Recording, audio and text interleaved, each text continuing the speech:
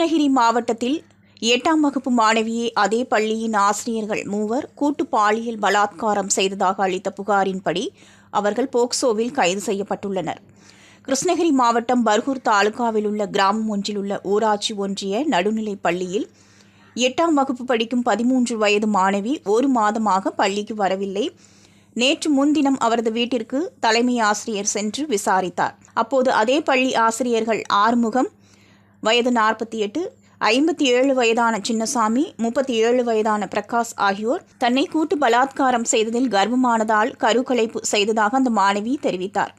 இதை வெளியே கூறினால் அவப்பெயர் ஏற்படும் என மறைத்ததாக அவரது பெற்றோரும் கூறினர். இதுகுறித்து அந்த தலைமை ஆசிரியர் குழந்தைகள் நல பாதுகாப்பு மையம் பர்கூர் அனைத்து மகளிர் போலீஸுக்கு தகவல் அளித்தார். பர்கூர் டிஎஸ்பி முத்துகிருஷ்ணன் மற்றும் போலீசார் விசாரணை நடத்தி ஆசிரியர்கள் ஆறுமுகம், சின்னசாமி, பிரகாஷ் ஆகியோரை போக்சோவில் கைது செய்தனர்.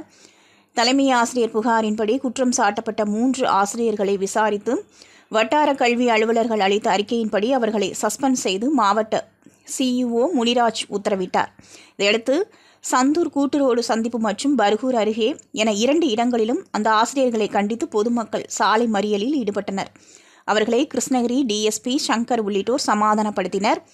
மாணவியை சீரழித்த ஆசிரியருக்கு கடுமையான தண்டனை வழங்க வேண்டும் என கோஷமிட்டனர்.